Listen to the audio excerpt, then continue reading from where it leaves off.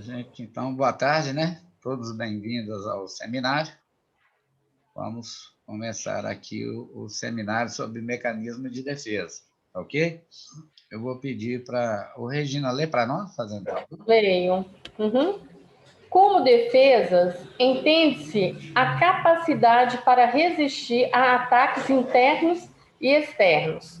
No dicionário Ross, 2001, a definição psicanalítica de defesa é conjunto de operações inconscientes que visam diminuir a influência de fontes de perigo que ameaçam a integridade do indivíduo.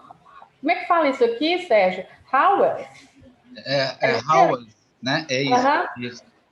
Ainda na aludida obra, diz que a noção de mecanismos de defesa é um conjunto de sentimentos, representação e tendências comportamentais que sobrevêm automaticamente quando um indivíduo percebe uma ameaça psíquica, o que o protege da angústia, de uma tomada de consciência dos conflitos e perigos internos e externos, ou lhe permitem acomodar-se de uma forma mais fácil, sem necessariamente consciencializar-se deles, nem atingir, de fato, uma nova adaptação ou domínio da situação.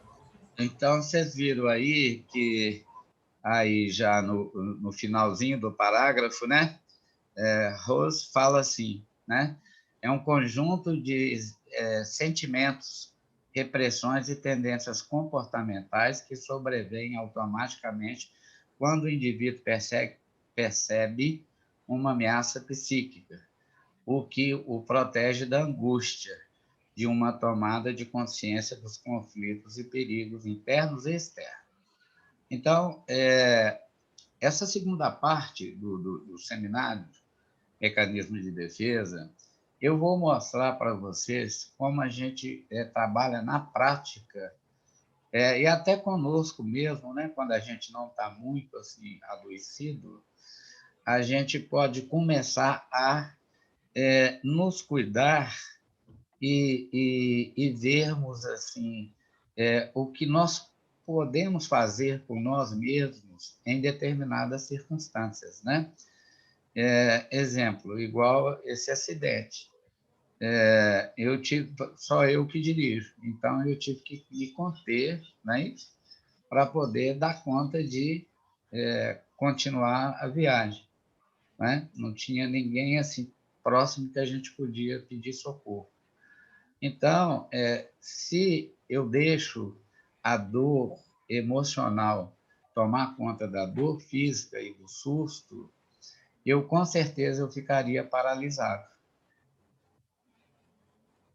Então, tem determinadas horas que, assim, inconscientemente, a gente até supera a dor e os medos, porque ali não tem o que se fazer, tem que caminhar, tá? É um exemplo, né? Eu vou dar um exemplo mais à frente para vocês, tá?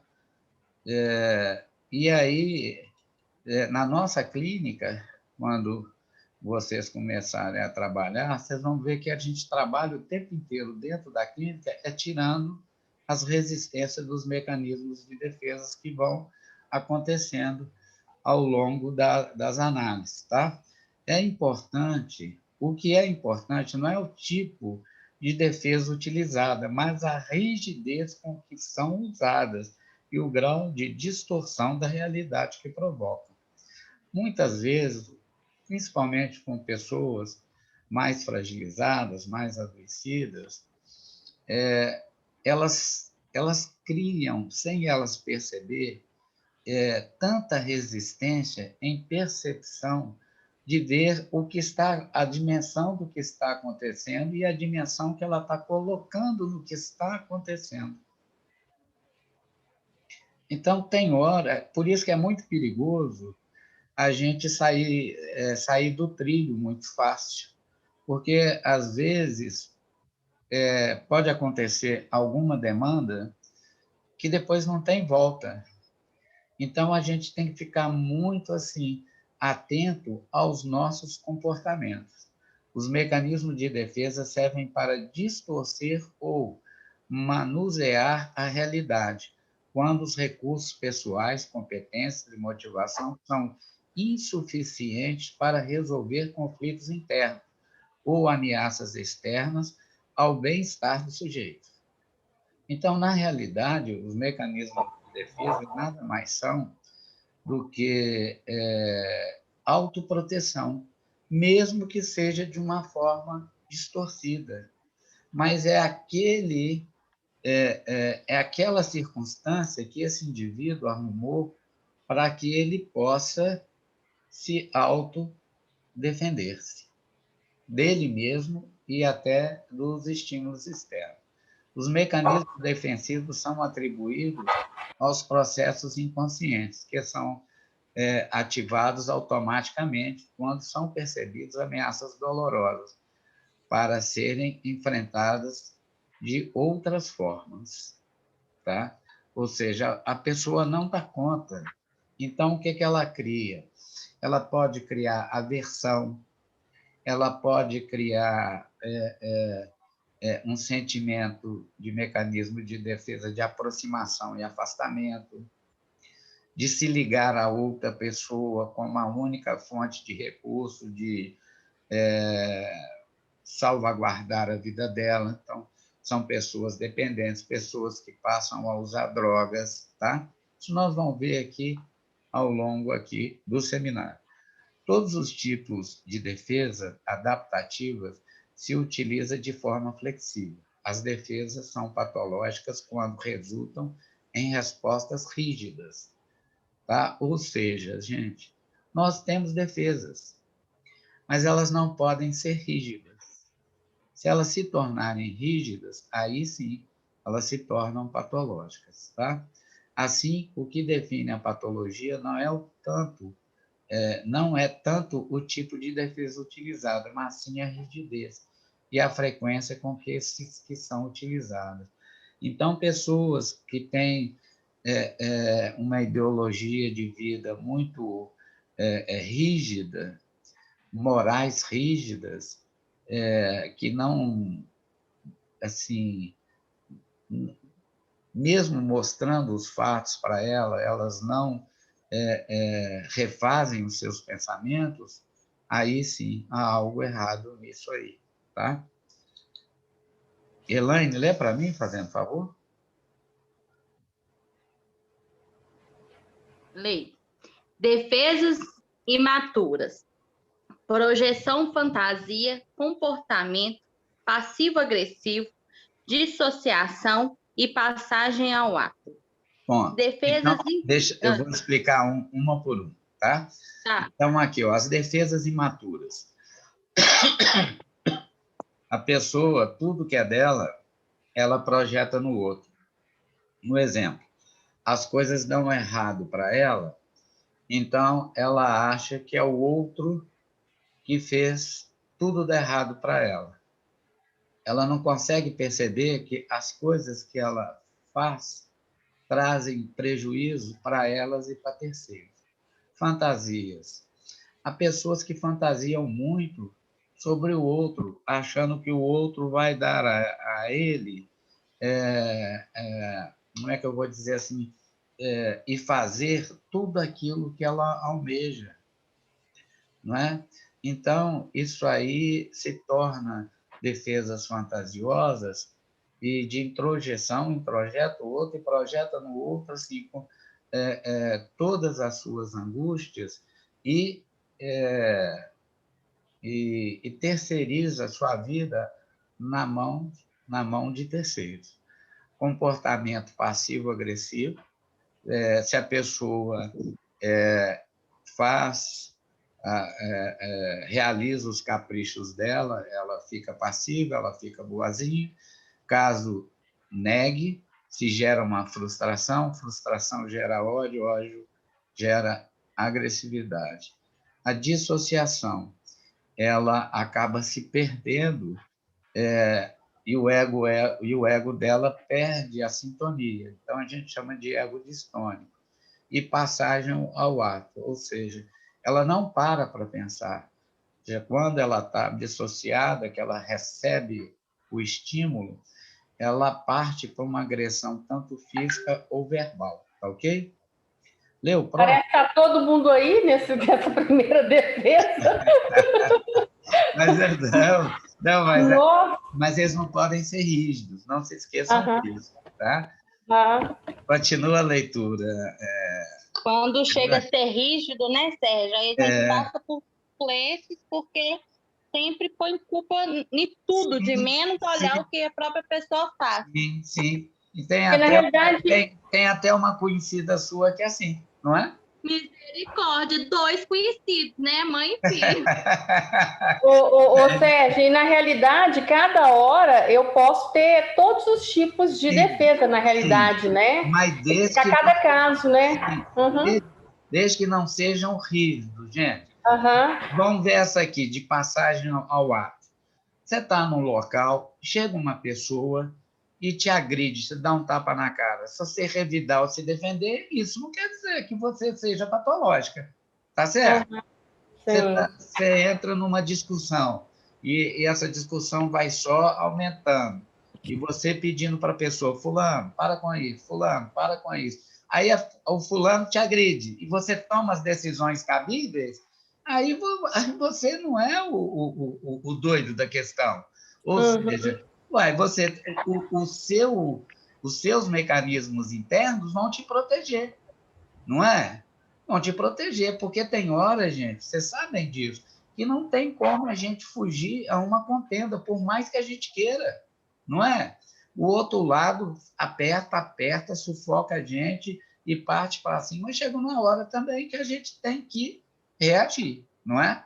E como chega uma seria hora que o esse leão de rígido? dentro da gente ruge, né? É? Isso, o Tem leão hora da que o gente, leão de dentro da gente ruge. e sai para fora, né, Elaine? E Né? sai para fora. É isso aí. Ah, tá. Dá para definir para mim aí como seria, então, esse comportamento mais rígido? Comportamentos mais rígidos, Ana Paula? Uhum. Ô, Ana Paula, qualquer coisa, o mínimo que falar com você, você já parte para o ataque, sabe? Então, você não Uhum. tem capacidade de escutar, absorver e devolver dentro de uma resposta mais equilibrada, aí sim se torna um mecanismo patológico, né? Quando eu falei que a gente sai da passagem para o ato e a gente tem que se defender também, eu estou falando em atos extremos, tá? Não é uma simples discussão que a gente pode falar assim, ô fulano, ó, vamos fazer o seguinte, segue seu caminho, eu sigo o meu, depois a gente volta e conversa. Certo? Então, aí não se torna rígido. Mas qualquer estímulo que você recebe, você não tem estrutura emocional para suportar o que vem, aí já é patológico, entendeu? Uhum. Ok.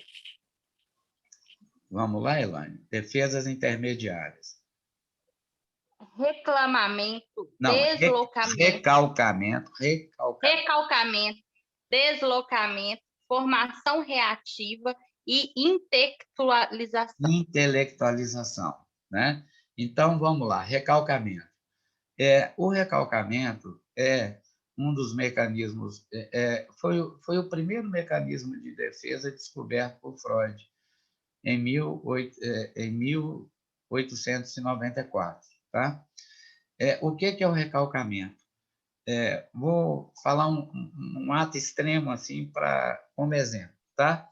Imagina um filho ver um pai pegar a mãe dele e bater nela com um pedaço de pau.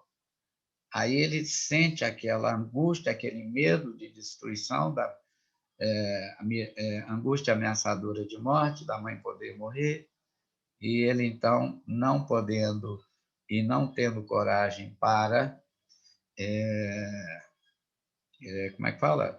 Apartar a briga, ele acaba tendo que recalcar aquilo, entendeu? E aí, nesse recalcamento, vem o deslocamento. Então, por exemplo, como que uma criança vai virar para o pai dela e falar assim, quando é mais jovenzinho, eu não gosto de você, você é mau, você é ruim. Então, ela pode criar um mecanismo de defesa que a gente chama de fobia. E o que é a fobia? Ela vai deslocar o medo do pai, por exemplo, para um cachorro. Aí ela passa a ter medos terríveis de um cachorro, medos fóbicos. Entendeu aí o exemplo? Tá? Formação reativa, né? Que é toda vez que vê o cachorro, a pessoa fica paralisada, amedrontada, tá? Eu tive casos que a pessoa não conseguia ver uma mocinha, o caso dela era tão forte que ela não podia ver nem cachorro de pelúcia, nem cachorro de brinquedo. Ela entrava em pânico e começava a gritar, tá? E intelectualização, a pessoa querer resolver tudo intelectualmente. Ah, meu pai batia na minha mãe traía meu pai. Ué, então tá, mas não é porque traía que vai bater, então pega e separa, cada um segue seu caminho, entendeu? Então tem gente que tenta intelectualizar, tenta dar sustentabilidade a um erro através de um pensamento intelectual, entendeu? Eu fiz isso porque ele fez aquilo, mas você podia fazer de outra maneira, tá? E continua a leitura, Elaine, fazendo favor. Defesas maduras. Altruitismo, humor, altruísmo, humor, supressão, antecipação e sublimação. Então, o altruísmo, né? São defesas maduras. Apesar da pessoa ter te agredido, ter te prejudicado, e você releva e ainda tenta ajudar essa pessoa, tá? Então, isso aí são de pessoas que têm uma maturidade muito grande e vivência e para suportar, às vezes, até uma dor de uma infâmia cometida, né? Claro que naquela hora ninguém vai manter o bom humor, mas depois não deixar que aquela situação tome conta, né? Supressão. Esse é um dos mecanismos de defesa que foi pouco estudado, tá? E eu sempre me dediquei muito a ele e eu vou mostrar para vocês aqui.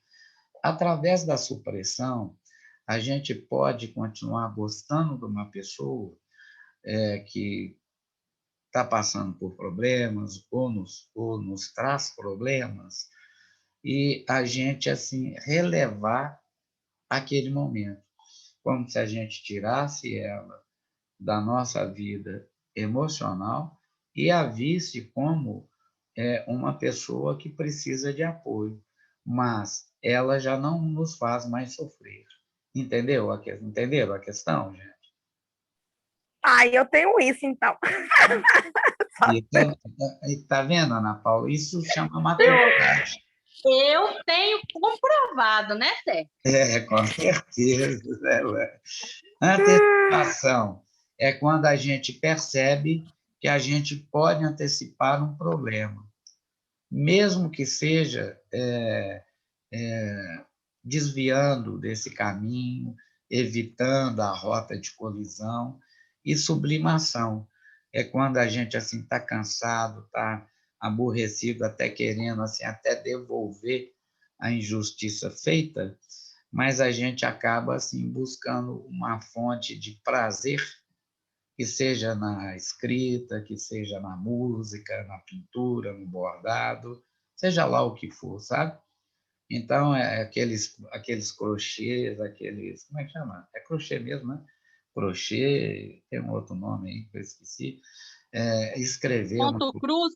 ponto cruz, escrever uma poesia, Tricô e crochê.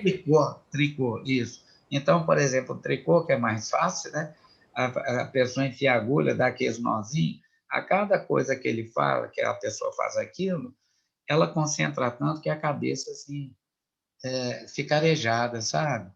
E aí, ao tecer, ao dar um nó, ou desfazer um nó, a pessoa pode ir trabalhando mentalmente, assim, o desligamento desse nó que foi dado no problema que ela viveu. Né? A gente conversando com a gente mesmo, sabe? Fazendo Eu tô fazendo uma isso com as outra. plantinhas. É isso aí, conversar com as plantas, trocar ideias, né? Escrever uma poesia, seja lá o que for, né? Desenho, tem pessoas que pintam, né? Quadros, tocam músicas, né? Ana Paula, lê para mim, por favor. Ok. Em inibição, sintoma e ansiedade, Freud, 1926 e 1925, página 160, já referia que pode muito bem acontecer que antes da sua clivagem em um ego e em id, e antes da formação de um superego, o aparelho mental passa o uso de diferentes métodos de defesa, dos quais ele se utiliza após haver alcançado essas fases de organização. Ana Freud desenvolveu e aprofundou, através de seu trabalho com criança, os mecanismos de defesa. Hoje,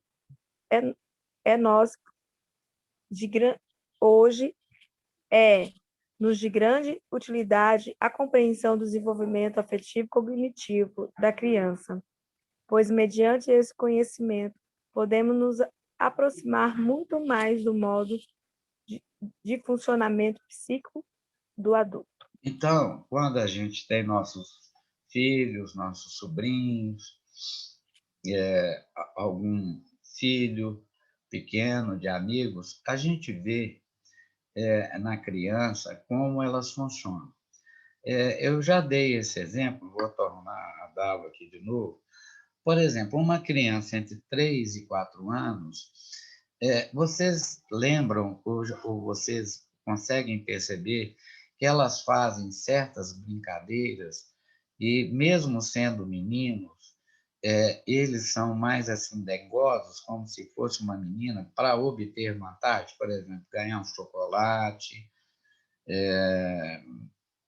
um afago, um carinho.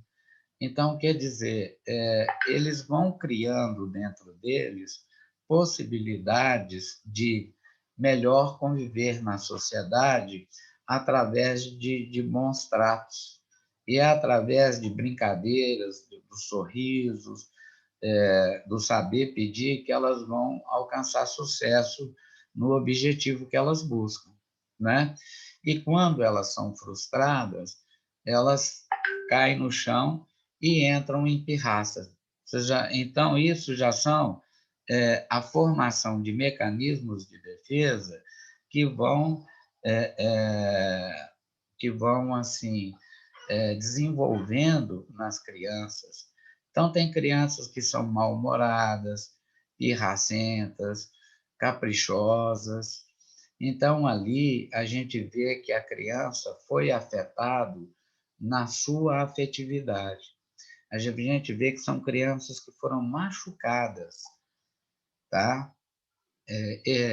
Emocionalmente, através de palavras, de gestos, castigos e maus tratos. Então, vocês se lembram daquela tabelinha que eu mandei para vocês, dos 5 maiores terrores psicológicos que eu considero que os adultos podem fazer com uma criança? Então, é só voltar e buscar naquela tabela que vocês vão perceber isso. Tá? Eu mandei para vocês todas, gente. Vocês todas receberam essa tabela? Eu recebi. Tá. Regina, você recebeu? Está sem som. Não estou lembrada de ter recebido, não. Tá. Então, vou fazer o seguinte, eu vou incluir aqui no material e mando junto, tá ok? Tá. Uhum. Regina, continua a leitura para mim, por favor. Turning Against Object implica mecanismos que lidam com o conflito pela expressão direta e ou indireta da agressividade, com o objetivo de manter uma ilusão do controle sobre as ameaças externas ou ainda de mascarar os conflitos internos que são demasiado dolorosos para serem tolerados e confrontados conscientemente. Inclui mecanismos como a identificação ao agressor e o deslocamento. Projeção envolve uma atribuição de forma inconsciente por parte do indivíduo de qualidades indesejáveis, do self, traços e conteúdos negativos, ao outro, sendo que essa atribuição é utilizada para justificar a expressão de hostilidade em relação a ele. Então, gente, na realidade, a melhor tradução que eu achei para a palavra, né, que a Regina leu, foi essa, virando-se contra o objeto. Ou seja, eu amo esse objeto. E aí eu introjeto e projeto nele toda a minha raiva e destruição sobre esse objeto. Esse objeto que antes eu amava, hoje é meu objeto de destruição. Então, a volta da agressividade contra o próprio sujeito. E aí, ao invés de eu deferir alguma agressividade contra o objeto, eu vou fazê-la contra mim mesmo. Como que eu pude ser tão bobo, tão otário? Como é que eu pude suportar essa pessoa? Entenderam? Então, quer dizer, vira, tá? Virando contra o próprio objeto que está internalizado por nós. Então, houve aí 4 mecanismos de defesa. Primeiro, introjeção. Introjetei o objeto, tá? Segundo, substituição. Esse objeto que agora que está dentro de mim, ele me substitui. Ou seja, ele está em primeiro plano do que eu mesmo, tá? Terceiro momento, a frustração que vem a agressividade contra o objeto. Mas como esse objeto está amalgamado em mim, então eu me viro, eu volto contra mim mesmo. Então é quando a pessoa assim, como é que eu pude amar esse fulano? Como é que eu pude entrar nessa? Como é que eu deixei me levar? Entendeu? E aí a pessoa desfere contra ela toda a agressividade, tá? Ou seja, vamos lá, ó, o voltar da agressividade tem como avaliar o mecanismo de defesa de inversão, tá vendo? Neutralização e projeção. Minhas considerações abrangem a maioria das defesas descritas na leitura psicanalítica. Defesas maduras: altruísmo, humor, supressão, antecipação e sublimação. E, de uma maneira específica, a da supressão, ato ou efeito de eliminar parte de um todo, corte, retirada. Então, por exemplo, olha, a gente pode deixar de amar alguém, mas não quer dizer que a gente tem que odiar esse alguém, tem que vingar desse alguém. A gente pode continuar gostando e continuar, talvez, até ajudando essa pessoa. Então, uma coisa é eu gostar de gostar. É o que eu conheço. Eu gosto de gostar. Mas não quer dizer, eu só gosto da pessoa, mas o gostar de gostar é muito mais altruísta do que o gostar. Exemplo, eu gosto de uma pessoa, não quer dizer que eu tenha que estar junto dela o tempo inteiro, vivendo a vida dela, tentando ajudar em todas as dificuldades dela. Mas o gostar de gostar é quando a gente aprende altruisticamente a amar essa pessoa incondicionalmente, mesmo que ela não esteja mais ao nosso lado, mas a gente está sempre pronto para abraçar essa pessoa. Em escutar, se tiver condições de ajudar, encaminhar, tá? Então, esse mecanismo de supressão, é o que eu mais tento levar a pessoa a tomar consciência que ele tem esse mecanismo dentro dele e que ele pode levar isso a esse mecanismo a trabalhar a seu favor. E, ao mesmo tempo, olha quantos outros mecanismos que, trabalhando a supressão, que ele desenvolve. E ele cria defesas maduras. O altruísmo, o humor. Não é toda hora, não é qualquer pessoa que tira seu bom humor. Porque tem pessoas, gente, que tem uma capacidade de invadir a vida da gente e tirar a gente do sério, é uma coisa assim terrível. Mas ele pode até tentar isso. Mas daí a gente deixar é bem diferente, não é? É bem diferente. A antecipação, ou seja, quando você percebe que está tendo um movimento de alguma pessoa que pode vir a te atacar, pode vir a te trazer constrangimentos, você antecipa essa situação e faz uma retirada estratégica. Aí depois você vai trabalhar a sublime ação, ou seja, nossa, Sérgio, como é que você conseguiu, assim, sabe, após aquele momento tão difícil, de lidar bem com a situação, de não ter se perdido, de não ter misturado os sentimentos, de saber ver o que aconteceu de verdade, o que houve e uma melhor maneira para sair desse momento, né? Às vezes a gente consegue, às vezes de uma forma mais precária no momento, mas à medida que a gente vai desenvolvendo isso, a gente vai aumentando o nosso potencial de instrumentalização para colocar o nosso ego em sintonia, ok? Ana Paula, lê para mim, por favor. Em uma avaliação psicológica, a questão que se pode colocar é: será possível avaliar de forma rigorosa e válida as diversas defesas isoladamente? Este é um problema que se pode colocar numa avaliação mais formal deste construto, mas também, e sobretudo, uma avaliação informal em entrevista.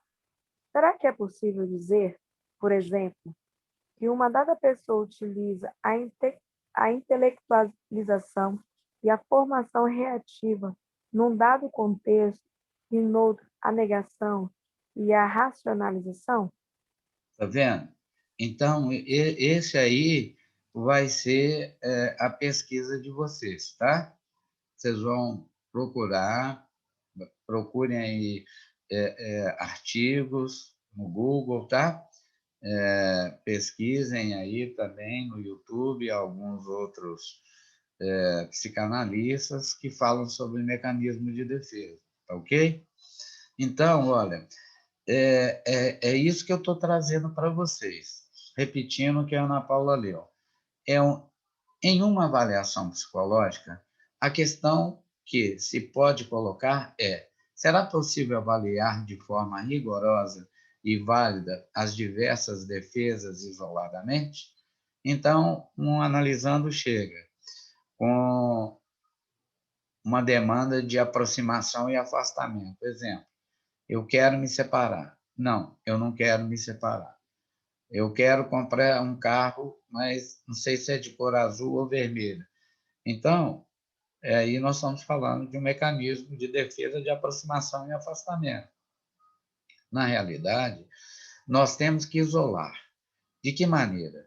A aproximação. O fulano, o que te faz pensar que você separando dessa pessoa, você vai se sentir feliz?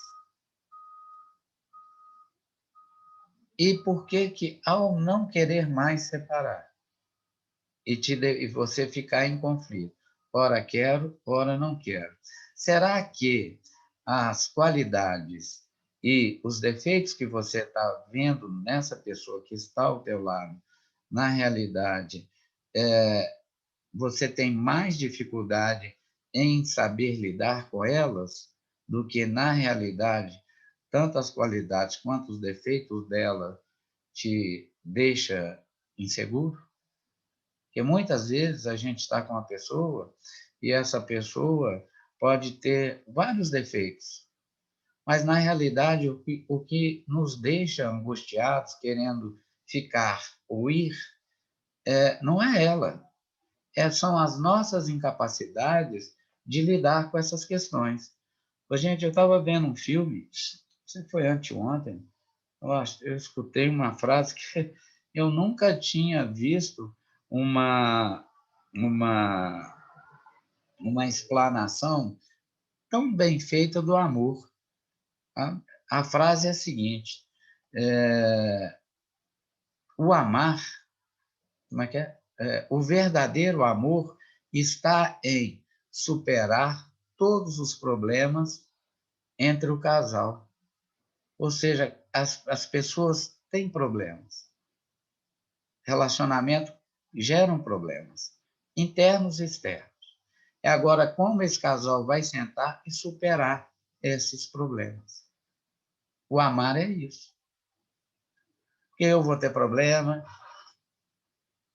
a minha esposa vai ter problema, a Regina aí com os problemas dela, o companheiro dela, a Elaine, a Ana Paula, quer dizer, todos nós. E ainda tem os problemas dos agregados que não chegam. Agora, é como esse par vai se comportar em resolver esses problemas, sem criar situações de conflito entre eles.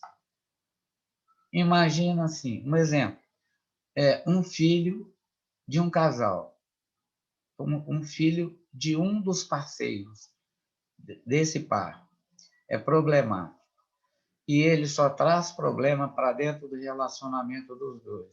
Se não houver um equilíbrio entre esse par, com certeza, esse agente e esses estímulos externos vão acabar separando essa união. Então, na realidade, estar com o outro, às vezes, é muito mais superar problemas do que, na realidade, apenas viver amorosamente. Porque paixão é uma coisa, amor é outra. Completamente diferente. Lembrei até da música da Rita Lee, né? Como é que é? Amor é poesia, paixão... Como é que é? Paixão é carnaval, né? Mais ou menos assim, não é isso? Você não lembra bem a estrofe da música. Alguém lembra aí? Como é que é? Amor é... Amor. Eu vou lembrar. Mas é isso. Mas é nesse caminho aí mesmo, é isso aí. É isso aí, né? Então, por exemplo, olha, a gente pode trabalhar dentro da nossa clínica, a gente quer ver como é que se comporta uma pessoa. E aí a gente cria uma situação. Fulano, vamos fazer uma fantasia aqui. Vamos imaginar, você está parado em uma esquina de rua. As ruas estavam molhadas e lamacentas. Um carro passa em alta velocidade. Passa junto do passeio e lhe dá uma ducha de lamas. E o primeiro bloco de opções de respostas é: qual seria a sua reação? Comportamento real. Tomaria nota da placa para denunciar esse condutor que dirige em alta velocidade, perigoso? Censurava-se por não ter, ao menos, vestido uma capa de chuva nesse dia? Sorrindo, limparia os respingos de lama? Resignado, lembrava-se que, no fim das contas, essas coisas acontecem? Ou gritava insultos ao condutor? Qual seria a sua reação? Você viu que com assim, uma simples fantasia, tá vendo? A gente vai entender como que é o mecanismo como essa pessoa funciona? Ah, mas eu ia xingar a mãe dele, ia pegar uma pedra, jogar no carro dele. O outro, não. Se eu tivesse atrasado, eu ia chorar. Eu estava atrasado para chegar no serviço, agora eu estou todo enlamaçado. Isso é em dia de chuva, Sérgio, isso acontece mesmo. Isso aí não tem jeito. A gente tem que ser prevenido e levar uma troca de roupa, né, na bolsa para qualquer evento. Quer dizer, aí a gente vê como que é o comportamento. A gente cria uma situação para a pessoa. E assim, quando eu trabalho com adolescentes, eu gosto de trabalhar muito com essas possibilidades. O que fazer? Como é que você agiria? Bom, ali eu já vou ter uma ideia maior de como esse sujeito funciona.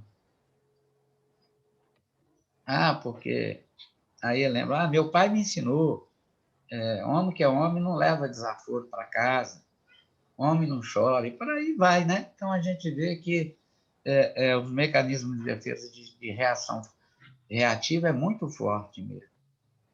É uma pessoa que vai da passagem ao ato sem pensar. É tão engraçado isso, né, Sérgio? Porque, por exemplo, esse exemplo da poça d'água que pode jogar água na gente. Como pode ser até um mecanismo de pré-defesa, então? Porque, por exemplo, quando eu vou passar em algum lugar que eu vejo uma poça dessa, eu olho para trás primeiro, vejo se não está vindo nenhum carro e se eu posso passar. Se tiver vindo, já saio correndo e passo aquela poça para não ter o risco de acontecer. É muito louco, não é? Mas isso é um mecanismo de defesa maduro. Por quê? Porque ficar ali igual as de espada. O carro vai vir, vai jogar mesmo a lama. Agora, eu descobri que o carro que faz isso com a gente pode ser multado. Vocês sabiam disso? Não é mesmo? Não sabia. Eu vi agora com esse negócio de falar o tempo todo de lei de trem, aí um dia colocou. Mas só que como que uma pessoa vai ser multada disso se não tem um guarda ali na hora para ver, ou vou notar a placa, só se tiver uma filmagem. Então não adianta nada esse tipo falar que vai multar disso. Não existe, né? Mas assim, seríamos culpados se a gente estivesse jogando água em alguém. Até porque se eu jogar, eu vou me sentir culpada. Eu vou andar com um caderninho no dia de chuva agora. Anota a placa dele. Gente, mas para quem já tem experiência, tem bom humor, né? Claro que... E a gente faz isso rindo, né? Brincando, né? A gente fica olhando mesmo, o carro está vindo, então deixa eu ficar mais aqui para trás para não tomar um banho de lama, senão eu vou chegar todo sujo. Não é? Ou então, ver que o carro está mais longe, a gente corre para não tomar aquela poça d'água, né? E principalmente a água. Oi, Elaine. Tem hora que você está dirigindo, o carro passa do outro lado da pista e te dá um banho, porque sua janela está um pouco aberta. Você esqueceu a janela aberta. Você fica... Eu já tomei um banho na cara. E a gente tem que fazer o quê? Rir, xingar ele atrás dele. Eu ri da minha cara, uai. Não é? Meu carro não tinha ar, eu não podia fechar a janela toda que eu não ia enxergar, mas levei uma lamada pela cara fora. Eu falo que eu devo ter algum complexo de culpa mesmo, porque aí eu ainda pensar, culpa é minha, é sua, aqui que não fechou essa janela, né? Exatamente. Então, aí é isso, tá vendo? É uma fantasia lúdica. Vocês viram o tanto que nós tínhamos? Que a gente fez o xiste aqui? Então, isso, Ana Paula, chama-se xiste. A gente falando, conversando, a gente tira o nosso reprimido do fundo do inconsciente. Né? Podia ter alguém aqui entre nós que falasse, eu pegava uma pedra e jogava nele, eu xingava a mãe dele, e por aí ia, né? Então, outros riem, outros... E olha, por que eu falei da supressão? O brasileiro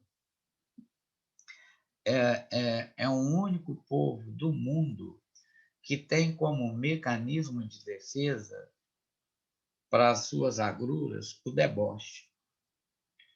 E a gente ri da gente mesmo, não é? Quando a gente passa o susto, aí a gente, não é? Fica rindo da gente mesmo. E ri, xinga o outro. Nossa, se ele parasse, eu metia a mão nele. Quer dizer, só fica aqui naquele falar, não é? Então, essa parte do deboche, eu venho assim estudando, percebendo isso nas redes sociais, na clínica. Quando a pessoa, o que a Regina falou, o que a Elaine falou, eu falei, a gente ri da gente mesmo, né?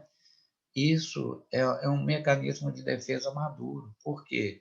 Porque a gente vê que a gente, naquele momento, a gente foi infantil, não é? A gente não se prever que aquele acidente aconteceria, não é? Então, por exemplo, da próxima vez que eu for viajar, passar por um lugar onde não tem via de rolamento, meu vidro vai estar sempre fechado, porque eu sinto a necessidade de entrar ar, sabe? Ar natural. Então, depois dessa, eu subo o vidro, porque aí vai bater no vidro e não vai me pegar aqui. E daí, na hora eu fiquei bravo, mas depois eu comecei a pensar. Na realidade, como o trânsito está muito agressivo, as pessoas estão muito irresponsáveis, a culpa foi minha mesmo, porque eu não tive previdência. Eu não previ a possibilidade de. Então, aí é que a gente vê grandes traumas em empresas, pessoas sendo afastadas por acidente de trabalho, trabalhando com máquinas perigosas e, como é que fala, conversando com o outro, sem segurança. Imagina uma serra de fita, gente, aquilo é alta rotação e aquilo corta assim, madeira grossa, assim, não é? Corta com a maior facilidade. Imagina o braço, a mão da gente indo naquela direção, não dá tempo, arranca fora. Então, quer dizer, tem gente que está cozinhando, olha, parece que não, mas a cozinha é um lugar de alto risco. Os cabos da panela com gordura fervente virado, está coando café com água fervente, conversando, deslizando e pode jogar água na própria mão, não é? Tá vendo? Aí depois não tem o que se fazer. Sérgio, mas essas coisas, porque cada dia que passa as pessoas estão conversando menos e estão mais estressadas. Você vê Sim, essas bobagens, mesmo assim no dia a dia, que a gente estivesse conversando com eles fora da aula, se a gente estivesse falando de alguma coisa desse tipo, indo, discutindo normalmente e se alertando para esse tipo de coisa, às vezes a gente já sempre, né, tivesse mais preparado. Aí o que acontece? Não conversa, não tem aquele entrosamento, sentar, ficar contando casos, e é aquela coisa de antigamente mesmo. E com o estresse mesmo que a gente está vivendo, a ação, a reação na realidade, né? Ela tende a ser mais agressiva às vezes até mesmo, né? E sim. quanto mais vivência, mais conversa, mais tudo isso, eu acho que mais a gente está preparado para qualquer coisa que aconteça na nossa vida, né? Gente, ou seja, comecem a pensar, pesquisem para vocês verem aí no YouTube sobre o mecanismo de defesa de supressão. Vocês viram que eu fui buscar isso, essa teoria,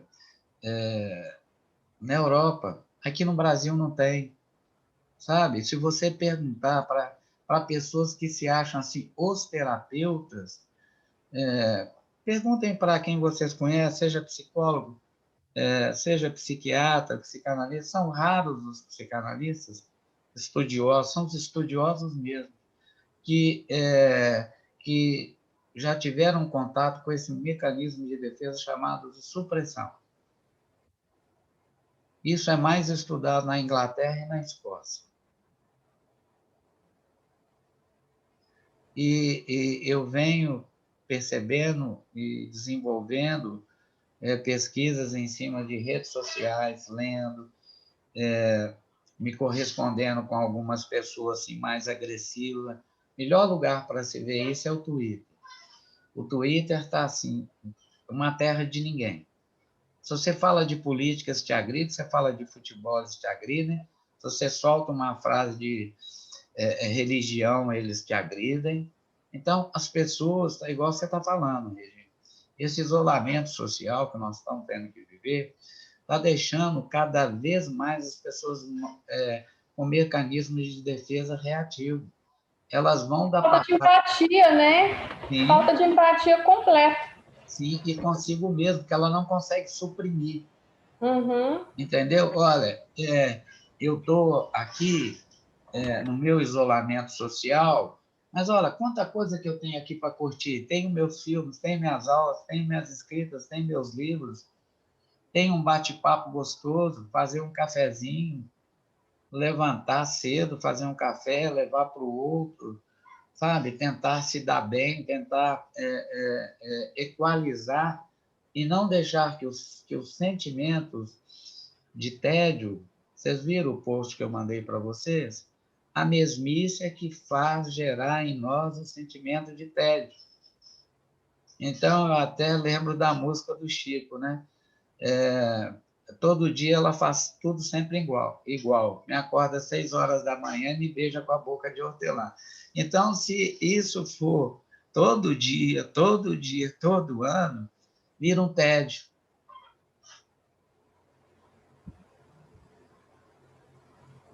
Então, a gente tem que ver essa supressão para que a gente possa transcender o nosso eu. Através de quê?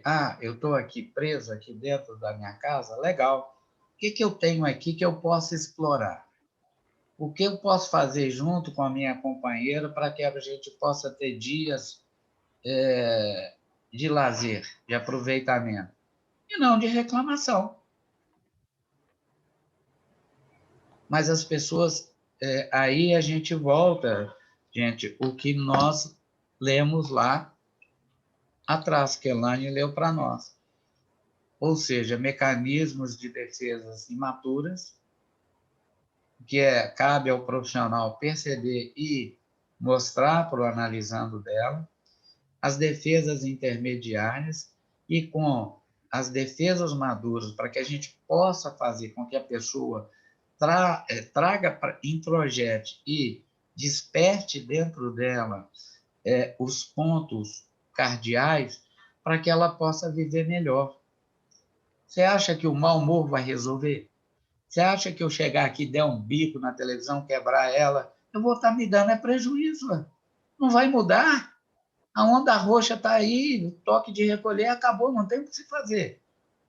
E outra, se eu bobear e pegar uma codilha, eu estou lascado. Então, não tem que se fazer, então tem que suprimir.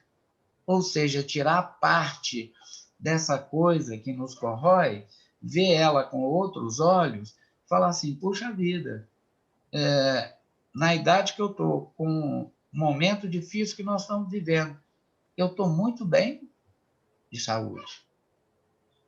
Eu estou sabendo tomar conta de mim. Problemas? Vamos ter. Embates? Vamos ter. Mas aí, manter defesas imaturas como criancinha, que você fala, não, eu não tenho dinheiro para comprar pipoca para você agora. Aí ela te lasca um chute na canela? Ou te dá Sérgio, mas olha só como é que são as coisas, né? Porque o que acontece? Está todo mundo mal, né? Então, o que acontece? A tendência é realmente todo mundo já ficar na defesa imatura, e até mesmo nessa intermediária. Para você poder chegar a essa defesa madura, você tem que estar muito equilibrado, né? Muito evoluído, né? Então, imagina você entender que o outro é que precisaria, aquele que te causou alguma coisa, é que precisa de cuidados. Você tem que voltar para ele com amor e carinho, tentando ajudar. Você tem que estar muito evoluído. E isso é o altruísmo. Ô, Regina, Aham. ô, gente, olha aqui. Isso que eu vivi. A Paula não dirige. Ela tomou tanto susto que na hora que o vidro veio com muita força e tirar susto, pá, eu agachei assim. Aí, quando eu tomei aquele jato de sangue assim, no rosto eu assustei e ela apavorou. Aí eu falei, pega uma sacola plástica ali, vamos, aperta bem e faz pressão para estancar o sangue. Eu não sabia o tamanho do ferimento. Eu tive que fazer me acalmar. E aí eu vi que ela ficou muito agitada, falei, fica calma que nós vamos chegar em casa. Na rua a gente não fica. É só eu ir devagarzinho, sem fazer muito tranco no braço, até eu poder chegar aqui e ir para o hospital. Não tinha muito o que se fazer. Então, e aí nós começamos a rir. Eu comecei a usar de bom humor. E aí ela ficou rindo. Aí pronto. Aí o tempo passa mais rápido. Imagina, eu vou voltar lá atrás, eu vou quebrar a cara dele, eu vou procurar ele, eu vou chamar a polícia, eu vou não sei o quê. E nada ia se fazer. Não deu tempo nem de pegar a placa. Nós vamos correr atrás de quê? Um exemplo, tá? Vivemos a mesma coisa do exemplo da esquina, tá certo? Você tomou um banho de lama. Pronto, aí tomou banho de lama. Você xingou, ficou puta ali naquela hora, mas o que você vai ter que fazer? Arrumar um pano e se limpar para ir para onde é que você estava indo. E da próxima vez ficar mais esperto, não é verdade? Porque você xingar não vai mudar. Você tem muita gente que faz assim, em vez de resolver um problema, ela faz outro problema. Ela cria outro problema. Aí vem outro problema, quando assusta, a coisa tomou uma dimensão gigantesca.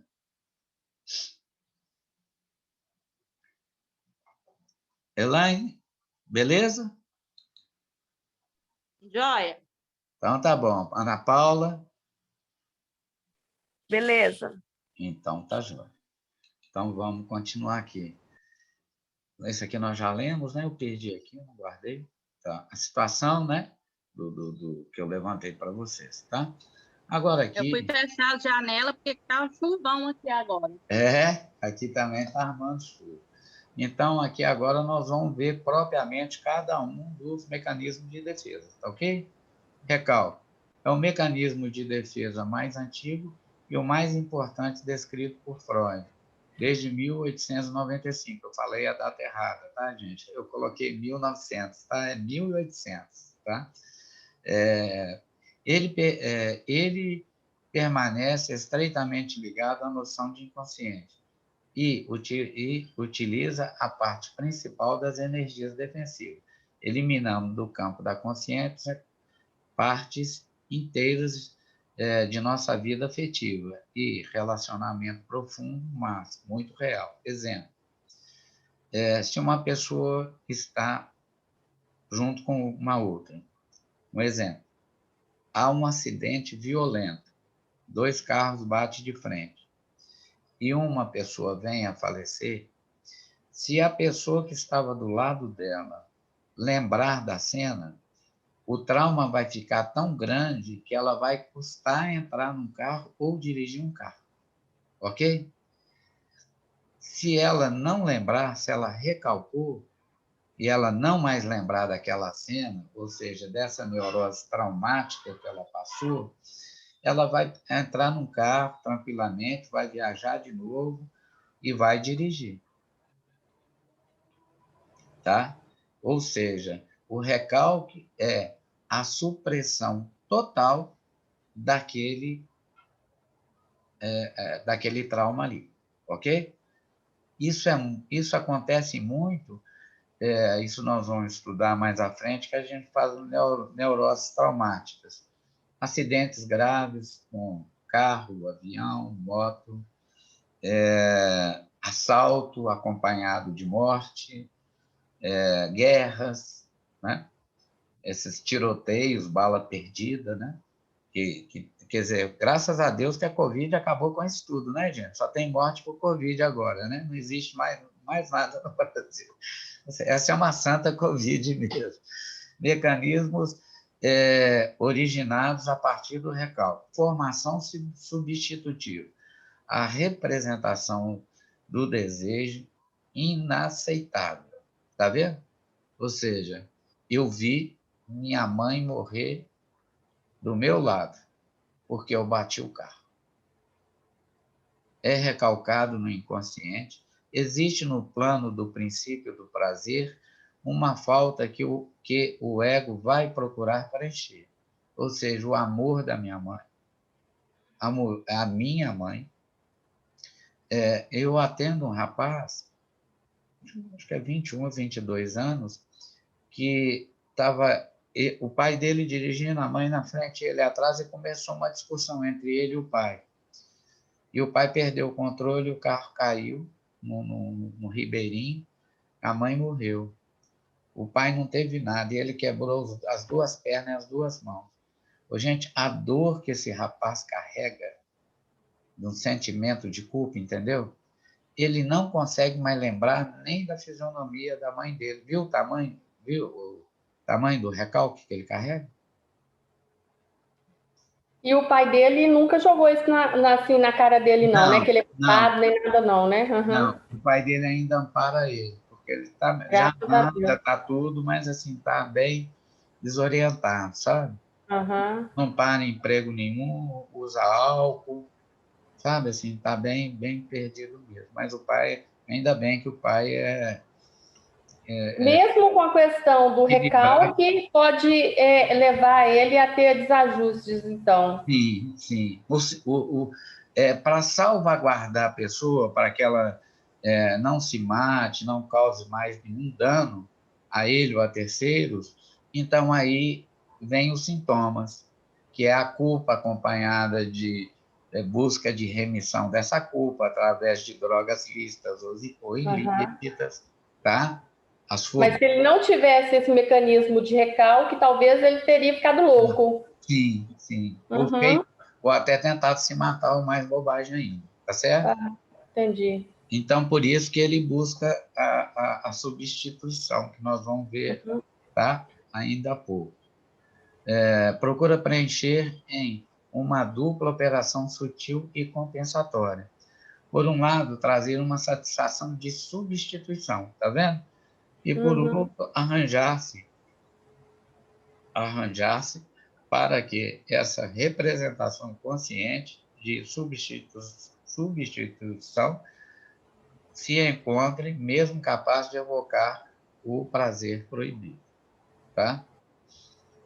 Então, aí nós temos que ver, assim, ele tenta lembrar da silhueta da mãe, não consegue, ele levanta no meio da noite assustado, chora, ele não pôde ir no enterro, né? Porque ele estava com os dois pés, as duas pernas, as duas mãos quebradas, os braços, né? Então, quer dizer, deve ter sido muito duro para ele, né? E ele saber que, por causa de uma desavença com o pai, criou uma situação dessa, né?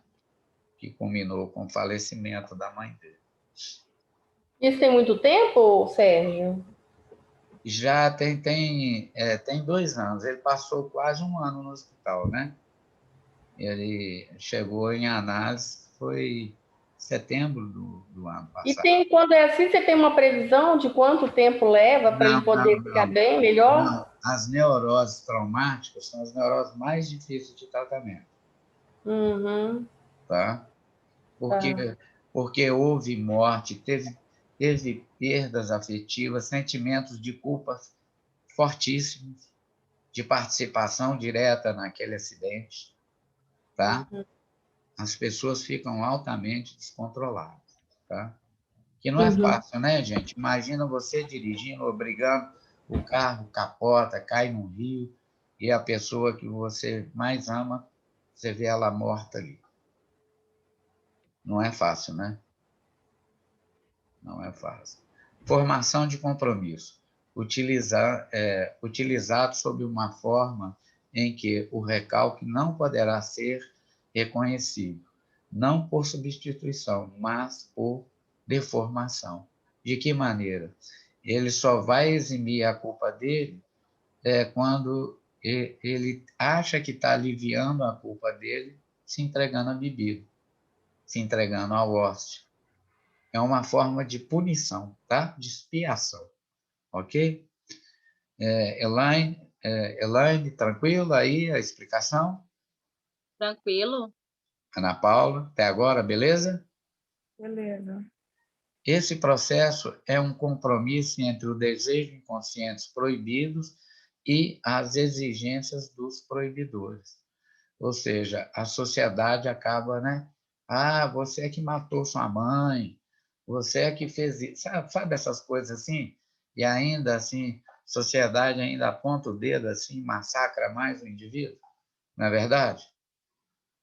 Mas não sabe o que houve ali naquele contexto. A gente, é muito fácil acusar. Acusar é a coisa mais fácil do mundo, não é mesmo? Né?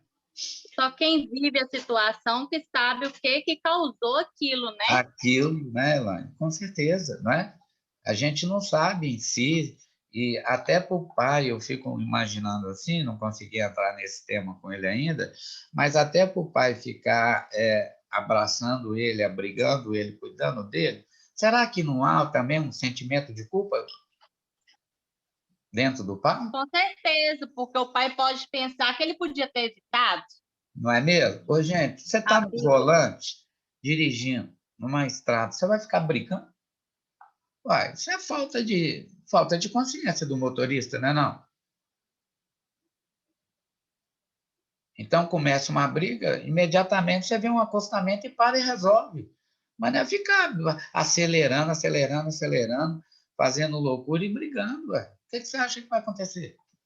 Você perde totalmente a visibilidade, tudo que você tá... O celular te tira a visão, quem dirá uma briga. Não é? Quer dizer, você perde toda a concentração do que você está fazendo. Não é? E carro em alta velocidade, é risco.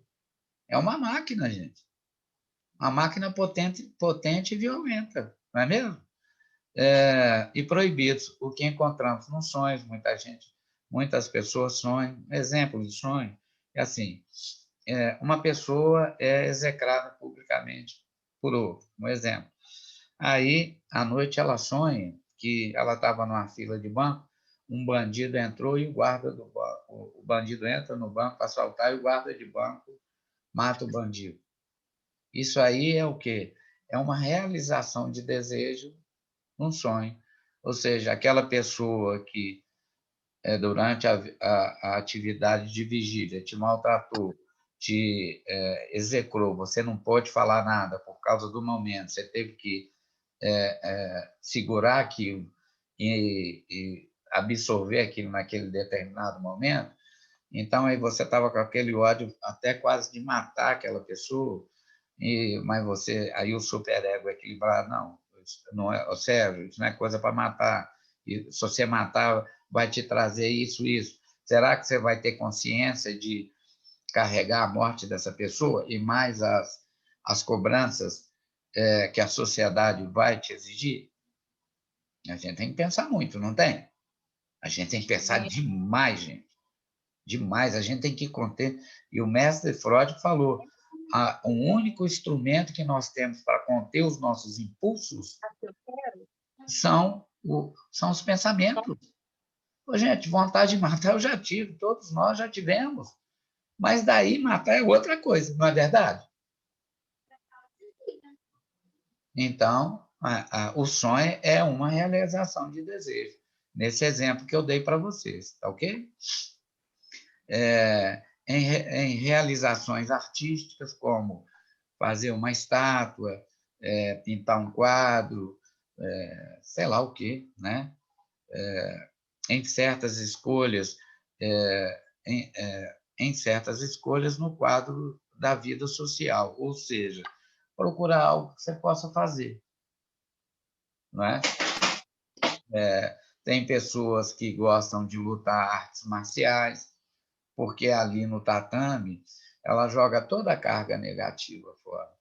Aqui nós temos aqui um saco de pancada aqui, de vez em quando a gente desconta a raiva nele ali, vai ali, solta ali, quer dizer, libera. Então, são trabalhos que a gente tem que fazer conosco. e poder liberar e poder pensar e falar conosco mesmo sobre aquilo que nós estamos vivendo. Escrever uma carta para a gente mesmo, sabe? Tem uma técnica aqui que não é com todos os analisantes que eu desenvolvo, não.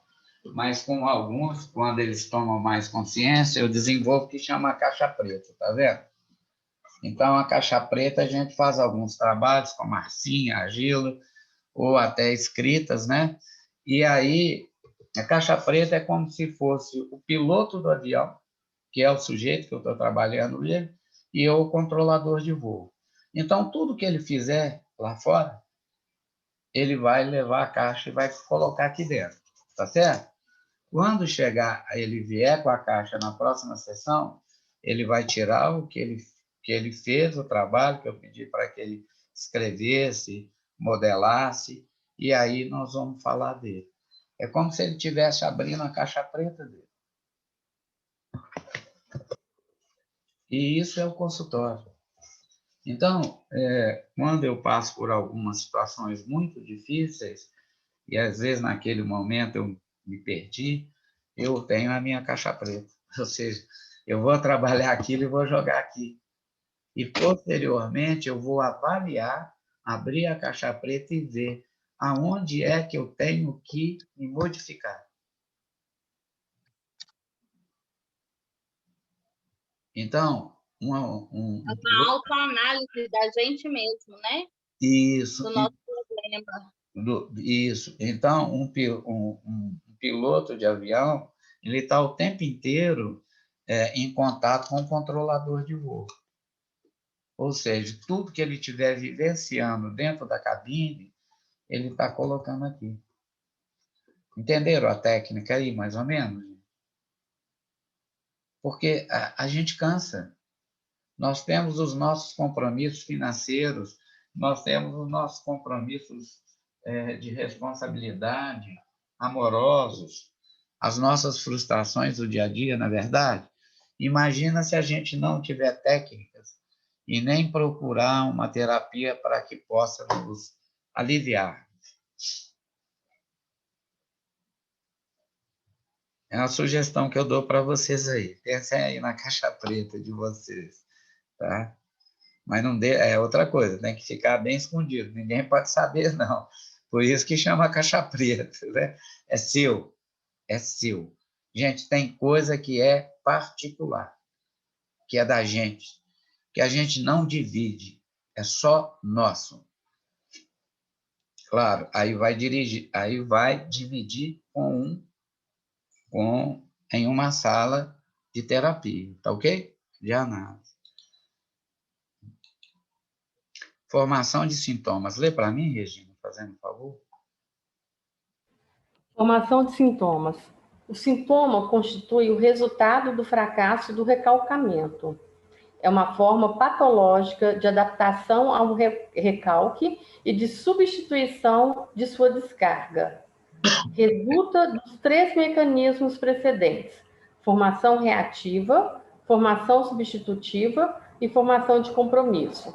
A sua natureza mostra-se de saída mais complexa que a de cada um dos demais mecanismos, considerados isoladamente. Tá vendo? Então, olha o perigo. Você recalca, não dá conta. Você pode desenvolver um mecanismo de defesa de reação reativa. Tá certo? Bateu, valeu.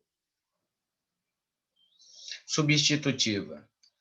Você pega o que é seu e substitui ou vai amalgamar em outro objeto, vai deslocar para outro objeto.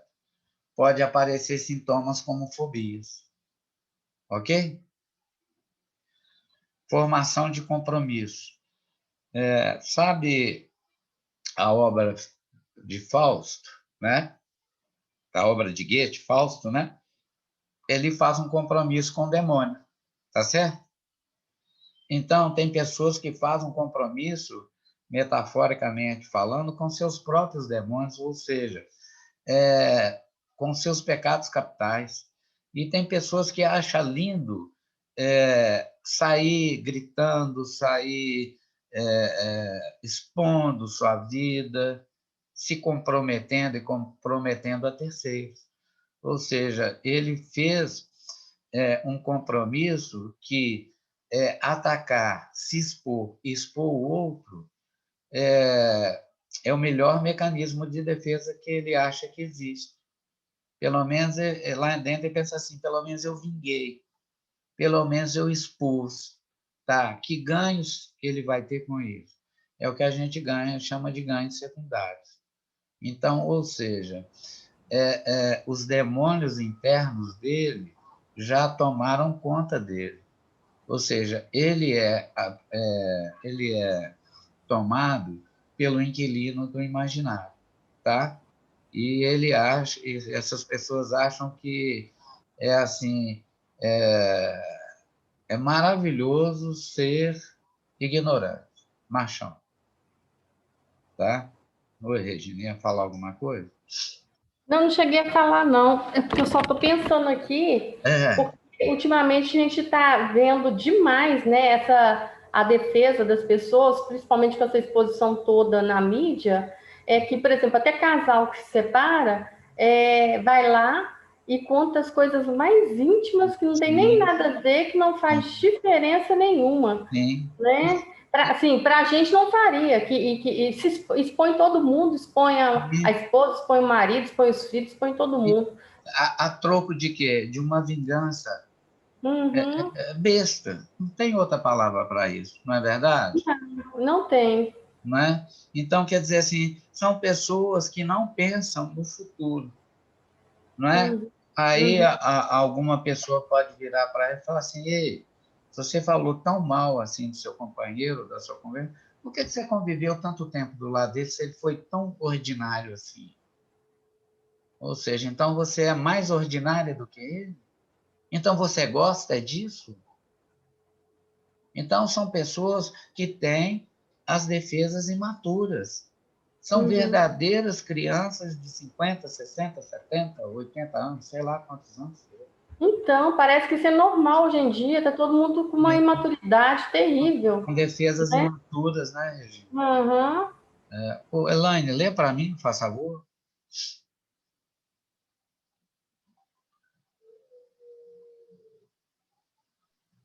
Tá ouvindo agora? Sim, estou ouvindo. Sublimação. Único mecanismo de defesa exitoso, pois não precisa de nenhum contra-investimento para se manter. São as defesas bem-sucedidas.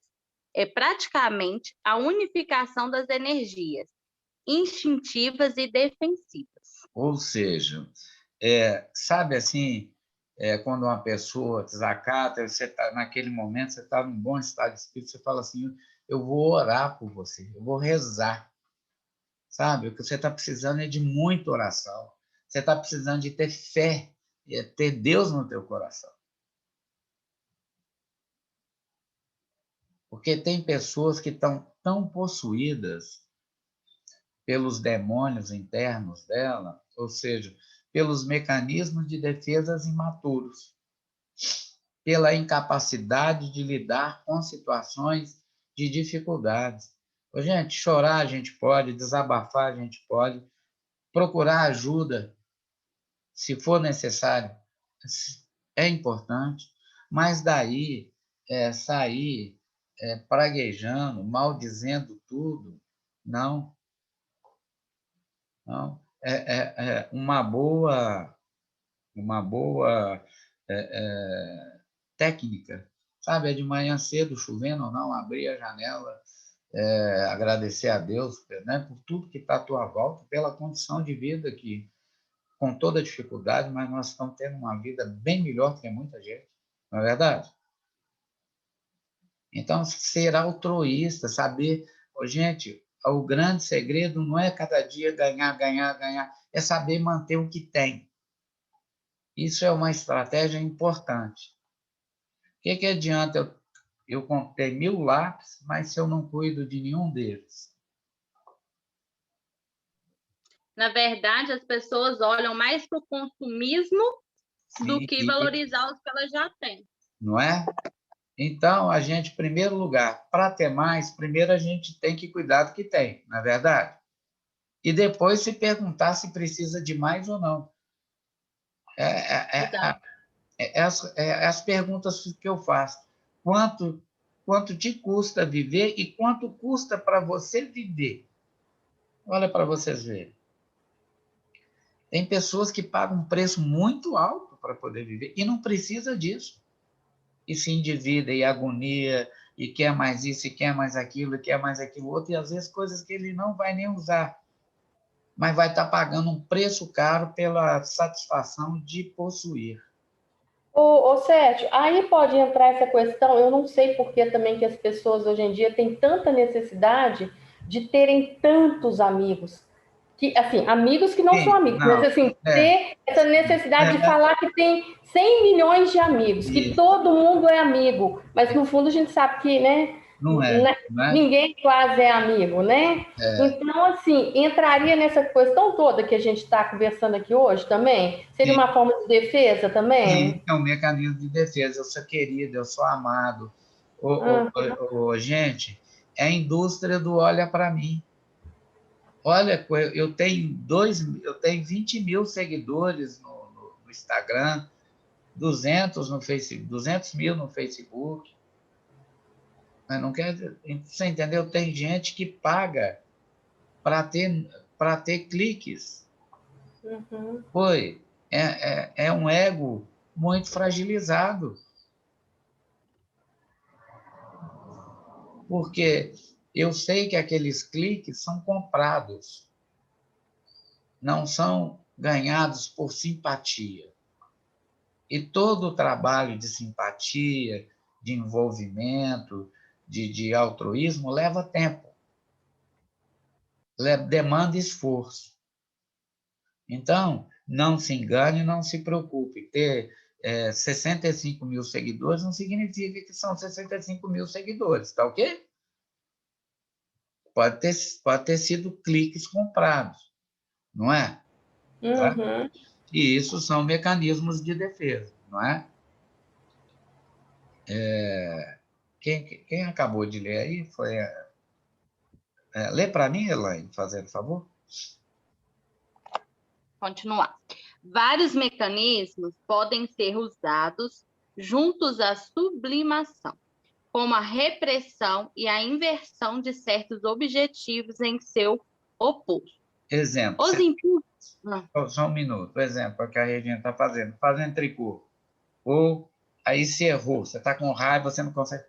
Aí, ao desfazer aqueles nós, você pode ir, começar a pensar naquela pessoa, né? Nossa, ela me fez raiva, eu tenho que me concentrar, eu não vou deixar essa pessoa tomar conta de mim. Perceberam aí? Então, você tá desfazendo os nós. Eu vou sugerir um filme, para quem quiser assistir, chama Colcha de Retalhos. É uma geração de uma família onde é que as mulheres encontram. E elas vão fazer uma colcha de retalho imensa para um bazar. E ali, cada pedacinho, cada uma vai costurando e montando aquele tecido, vai falando sobre as dores, sobre os encontros, os desencontros na família. É um filme muito bacana, gente. Assistam esse filme, tá? Vocês vão entender ali a maioria dos mecanismos de defesa, tá ok? Aí tem a bisneta, tem a neta, tem a mãe, tem a avó, não sei se tem, eu sei que são várias gerações dessa família, tá? E é aquele momento das mulheres da família, tá ok? Continua a leitura para mim, Ilane, fazendo favor. Os impulsos sublimados se descarregam, se bem drenados, por uma trilha artificial. Tá vendo? Ou seja, nós estamos ali fazendo a coxa de retalho, não é isso? Tem um trabalho, quando eu faço apoio de grupo, eu corto vários paninhos assim, quadradinhos, e as pessoas vão fazer o que a gente chama de fuxico, né? Elas vão pegar 2 pedaços, emendar e alinhavar. Quando uma fica olhando, a outra alinhavar. Aí, a que está alinhavando vai jogar todos os seus sentimentos ruins em cima de cada nó que ela está dando ali, tá certo? Em cima de cada ponto que ela está fazendo. E falando para outra pessoa que está olhando. E as pessoas que estão no grupo ficam na assistência, percebendo assim, os movimentos, os trejeitos, as expressões faciais. Depois, ela entrega aquilo pronto para outra pessoa. E a outra pessoa vai tirando ponto a ponto, vai abrindo aquilo, e a cada ponto que ela vai desfazendo, ela vai comentando o que a outra pessoa falou. Isso é uma técnica de terapia de grupo assim, fenomenal. E depois aí a gente senta, faz a roda, senta e as pessoas que tiveram de fora vão falar o que viram daquela pessoa que fez o fuxico. Tá? É muito... Assim, as pessoas saem renovadas, sabe? E, normalmente, depois de um período de tempo, eu vou mandar um filminho, eu fiz isso numa empresa, vou mandar para vocês, aí eu compro aqueles caixãozinhos pequenininhos, caixão mesmo, tá? De defunto. E ali as pessoas vão escrever um papelzinho, se libertando, e assim, sabe, falando assim, o porquê que não gosta da outra, mas não vai ler, não. E por que vai tentar mudar aquele comportamento perante aquela pessoa que ela perseguia na empresa ou na escola e por aí vai. Ela joga dentro do caixãozinho, eles vão fazer a última oração, eu vou fechar a tampa do caixão e vou incinerar na frente deles. Gente, o ser humano, ele precisa de tudo que nós temos na vida, a gente faz ritual. Assim, um ano de nascido,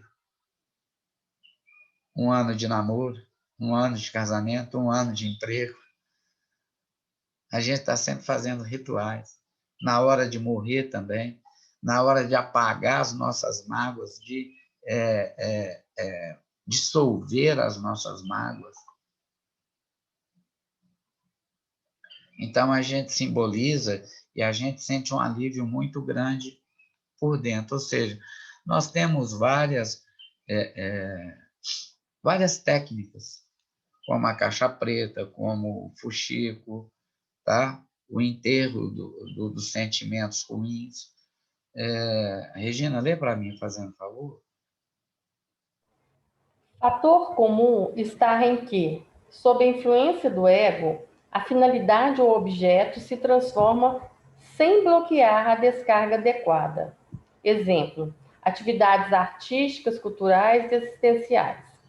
Assim, limitada, a definição da sublimação se resume a alvos funcionais novos e à integração do superego. Regina, continua a leitura, faça favor. Repressão. Consiste no esquecimento inconscientemente intencional de impulsos internos ou de fatos externos, os quais representam possíveis tentações ou castigos de existências instintivas, censuráveis, quando não mera alusões a estas. Mesmo que o indivíduo não tenha consciência, a repressão continua atuando. Ponto. O ego pode... Vocês estão vendo aí, ó, mesmo que o indivíduo não tenha consciência, a repressão está atuando. Então, o que nós temos que fazer? Fazer com que esse sujeito tome consciência. Às vezes, as pessoas fazem até sem querer, gente. Não é por maldade, não, você entendeu? Ele está numa repressão tão grande interna que, às vezes, ele te chama um palavrão assim do nada, por bobeira. Ele apela com você. Então, aquele que está em equilíbrio, cabe a ele minimizar a rota de colisão. Voltamos à questão da caixa preta. Olha o que eu estou falando, rota de colisão. Então, se tem duas possibilidades de duas pessoas, duas aeronaves se chocar, duas pessoas se chocarem, uma delas pode também ser o controlador desse voo e desviar, fazer um desvio de rota.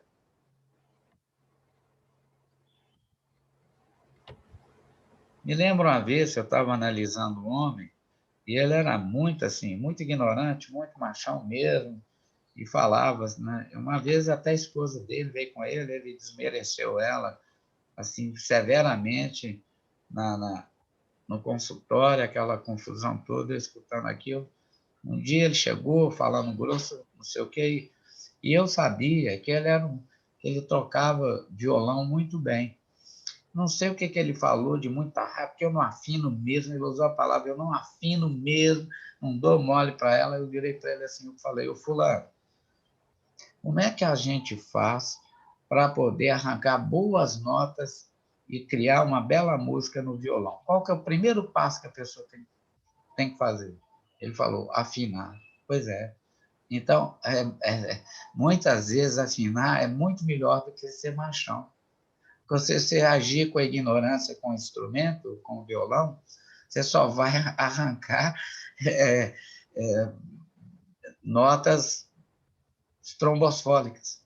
Mas a partir do momento que você afinou, você tira a melodia daquelas cordas. Ponto, está encerrada a sessão.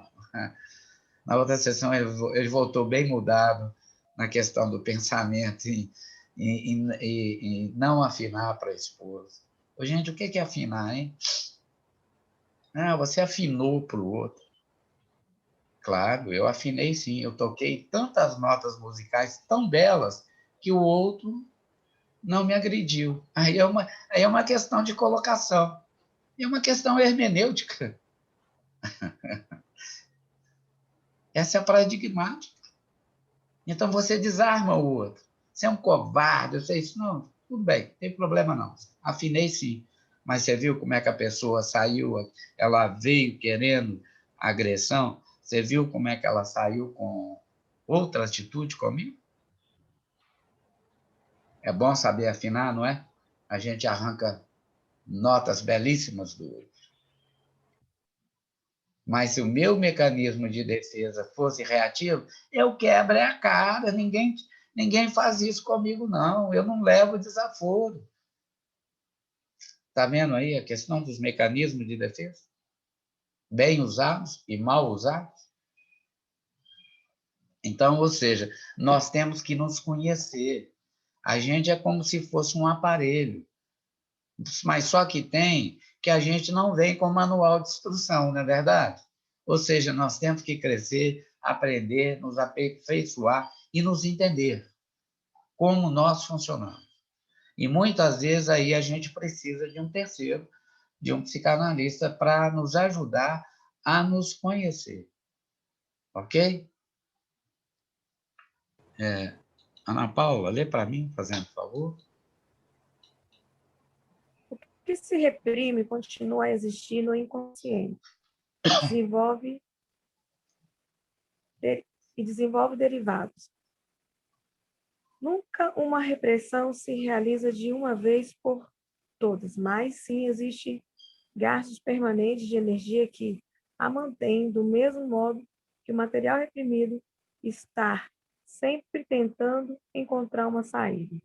Esquecimentos, lapsos de memória.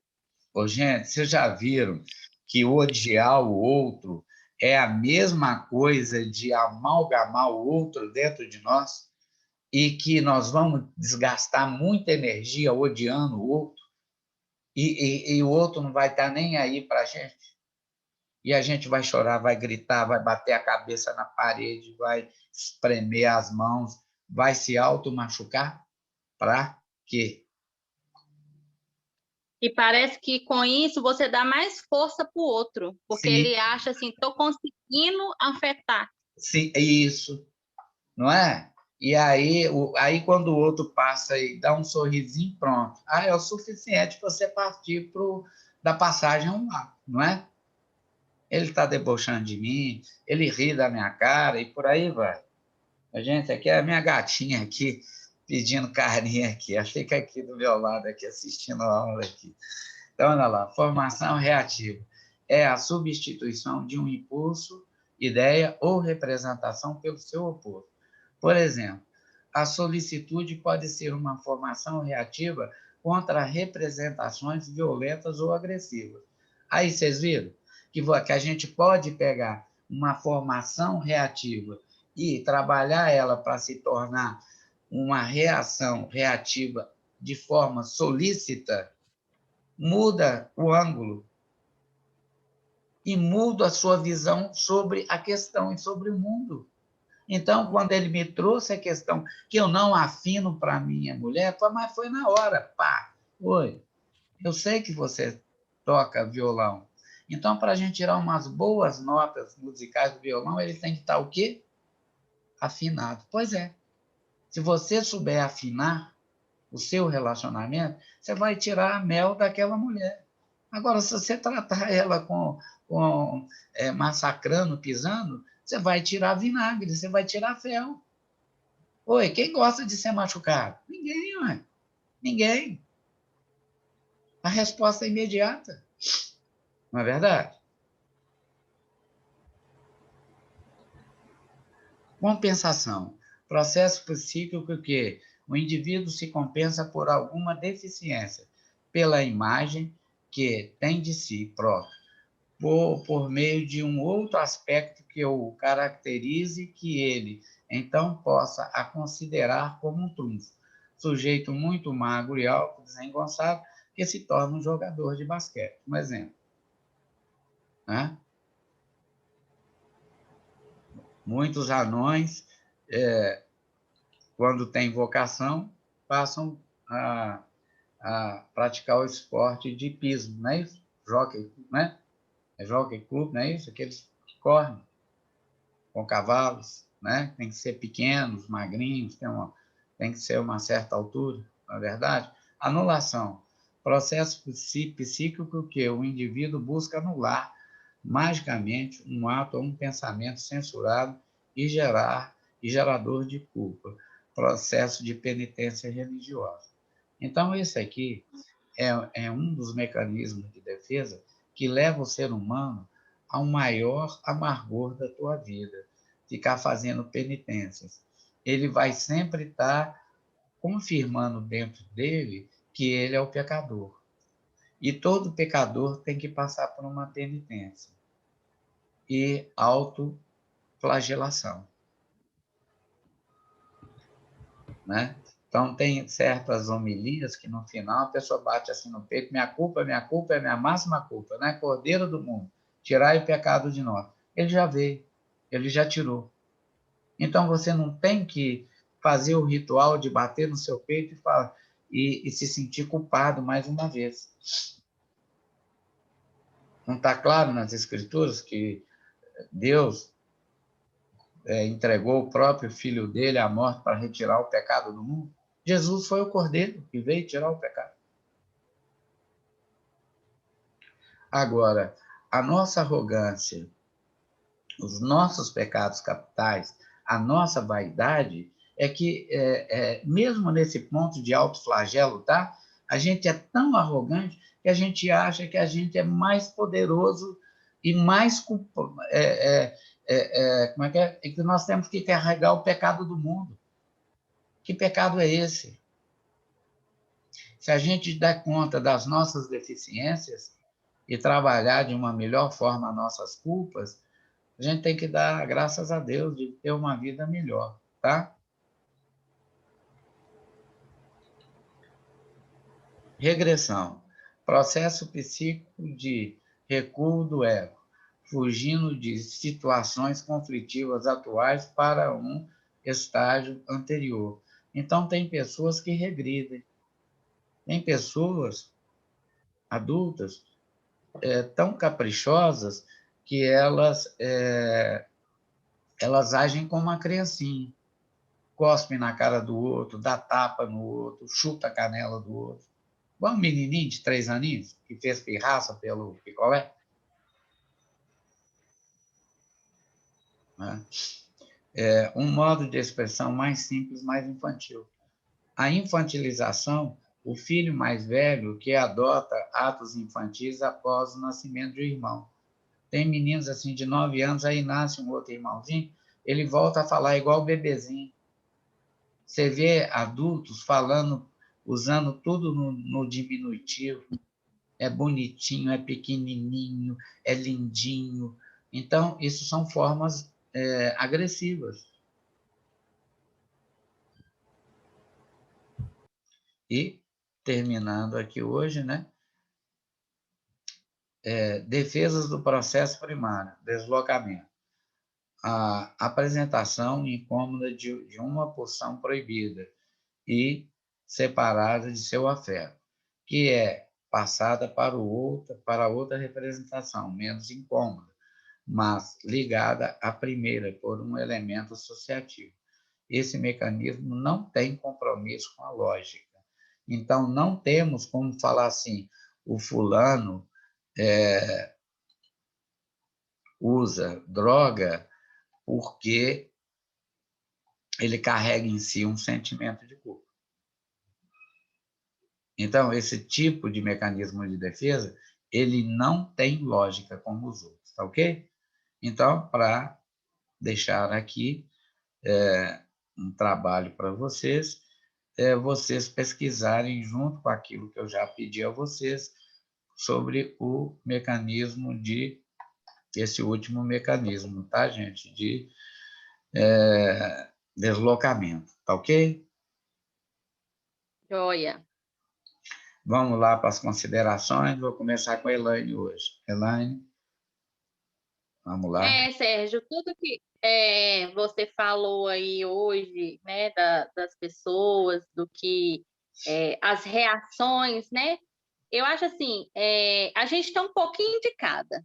Ninguém é perfeito. Sim. A gente tem um pouquinho Não, de cada. pelo contrário, nós somos muito perfeitos. Porque se Papai do Céu colocou isso em nós, aí se a gente sabendo usar, a gente sai de todas as situações. De todas as situações. E você falou, porque é o que eu falo aqui muitas vezes. Não dá para a gente ser dono de si ao mesmo tempo. A gente precisa ser um pouquinho louco, porque senão a gente não dá conta da vida. Ao mesmo tempo que a gente ri, igual eu caí, quase quebrei o pé, né? Eu estou lembrando, você ficou toda enfaixada aí, né? Depois eu ri de mim mesma e falei assim, nossa, que caí de madura, né? Porque não tinha condições de eu ter caído. E ao mesmo tempo, eu parei e pensei, eu estava indo fazer uma entrega, eu ia pegar meu carro e ia para a rua. Do que Deus pode ter me livrado para eu poder cair e machucar meu pé e ficar quietinho em casa? Então, o raciocínio da gente tem que ser esse, em tudo, você tem que ver um lado positivo e um lado negativo. Ou seja, é o que eu chamo de balancete psíquico, não é isso?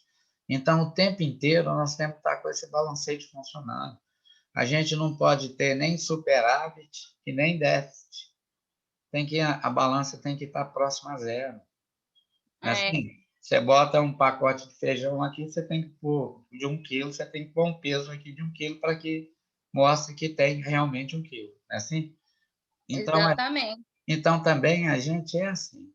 Nós temos que reconhecer os nossos pecados capitais e reconhecer os nossos pontos cardeais. Eu posso até lembrar também Eclesiásticos, não é isso? Eclesiástico é o tempo inteiro nos mostrando isso. Se eu tenho amor, eu tenho ódio, mas o que eu vou fazer? Exatamente, aquele ponto, né, que igual a gente falou, que eu conheço pessoas, né, daquela forma. E ao mesmo tempo, quando a gente, né, começou a fazer uma análise, eu vi o tanto assim, eu queria tanto ajudar o outro que eu também esquecia de mim.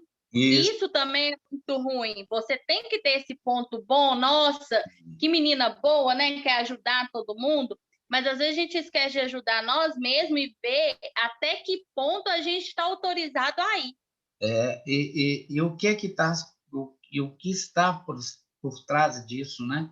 Só ajudar, mas não me ajudar, tem algo que está, e é um mecanismo de defesa que está acontecendo, não é verdade? Que não é. Então, a gente claro que sim, a gente pode ajudar, não é isso, não. Nós temos que ser altruísta, mas temos que pensar também assim, mas para eu ajudar, eu tenho que já ter tido me ajudado, não é isso? Um exemplo, alguém me pede dinheiro emprestado, é uma pessoa que eu conheço, que eu tenho toda a confiança e segurança, mas naquele momento eu não tenho dinheiro, eu falo assim, eu não tenho como te ajudar hoje.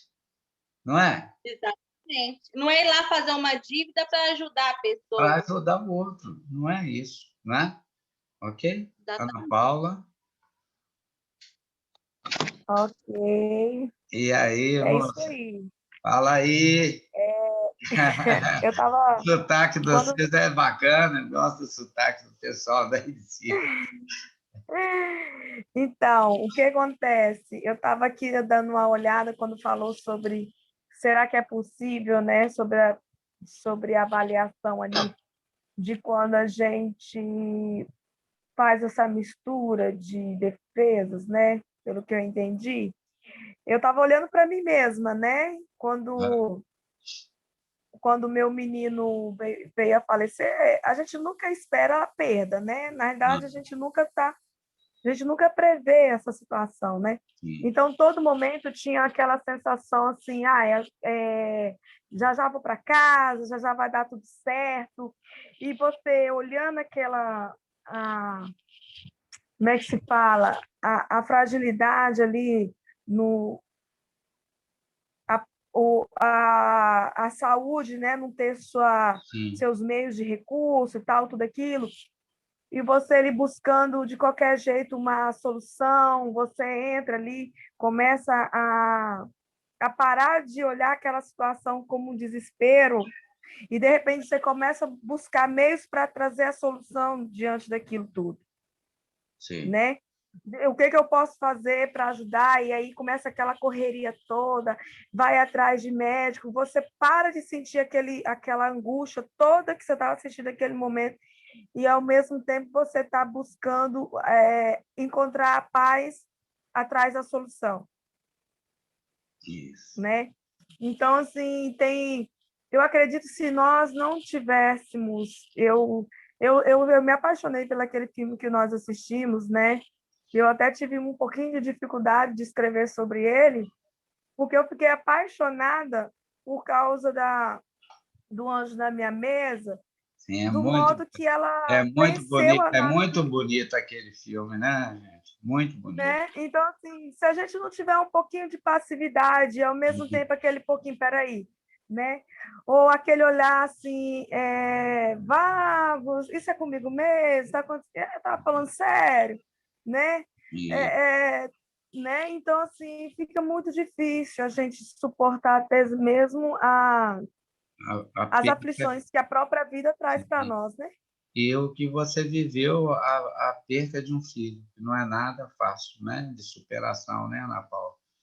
Então, é assim, os sofrimentos, e isso que é o mecanismo de defesa. O que acontece com a Jennifer é esse mecanismo de defesa de supressão. Chega num ponto que nós temos que virar para nós e falar assim, não há mais o que fazer, Uhum. houve um fim, vai doer, mas às vezes tem que aceitar o fim, não é? É fácil? É.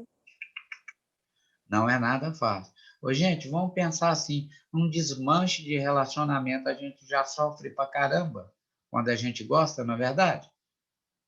Agora imagina perder um filho. Não é fácil. Não é fácil. Então, mas é isso mesmo, sabe? Que você dissertou aí, tá, Ana Paula? Tenho lido as suas dissertações, não tive ainda tempo de te dar um feedback, não, mas tá assim, tá? Maravilha, tá ok? Eu estou com um acúmulo de coisas aqui e esse mês foi bem, bem atarefado aí, tá joia? Regina, considerações finais? Eu adoro essas aulas em que a gente fica, né, se Boa noite. pensando e se colocando né, nas ideias. E a gente vê que realmente a vida inteira a gente também vai mudando. A gente já passou por todos esses mecanismos.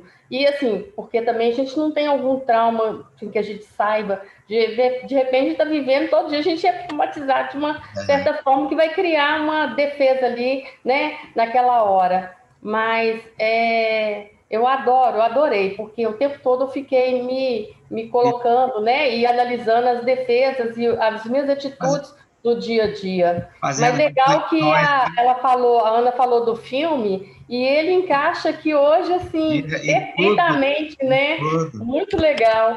E eu, assim, nem lembrei, durante a aula, eu nem lembrei do filme, mas ela falando aqui, aí eu vim aqui revivendo o que a gente assistiu, e é evolução aquilo ali para mim. Gente, eu indico para vocês, então, esses dois tipos de autorreflexão baseada em rituais, né? Em objetos palpáveis, que seria a caixa preta, tá? E é você simular, tipo aquilo. Eu estou numa esquina, vem um carro, joga um jato de água suja em mim, ou lama. O que que eu faço? Então, às vezes, quando a gente está passando por um transtorno muito grande, a gente tem que pensar, sabe? Pegar ali o tricô, né? Ou já pegar um tricô e ir desmanchando ele, sabe?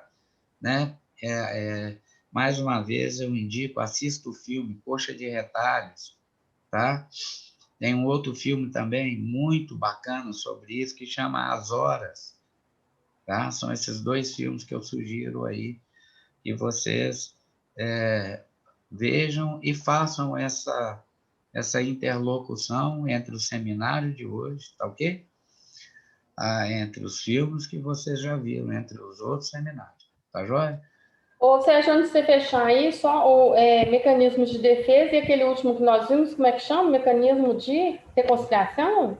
Espera aí, deixa eu lembrar aqui, só um minuto. É o deslocamento que é É para o falar? Ah, tá. Então é para poder dar uma estudada, uma olhada também, né, no deslocamento. Até para facilitar para vocês, porque é só pegar assim, pesquisar e fazer coisa fria, eu não gosto disso, vocês possam já também ir treinando a escrever, né? Fazer uma dissertação. Estou falando que vocês não saibam, não, mas dentro de um contexto psicanalítico, faça essa analogia aí que a Ana Paula puxou o gancho, com o filme, sabe? Dissertem sobre essa questão, ou até assim, de vocês mesmos, mas sem, tá? Se ficar bem evidente, faz uma coisa mais. Ou podem, aqui eu vou brincar, presta atenção, projetar e deslocar na figura da Jenny. Isso é deslocamento, tá certo? É isso aí. Até mês que vem. Está aí na Até. porta. Tá joia? Obrigada, viu? Tchau. Eu mando para você a Joia. data, viu? Se Deus quiser, agora, Manda para mim também. se maio agora, Deus vai iluminar que vai correr tudo bem. Elaine, Amém. forte abraço. Tudo de bom para você. Tchau, com Deus. Tchau, gente. Com Tchau. Deus. Tchau. Tchau.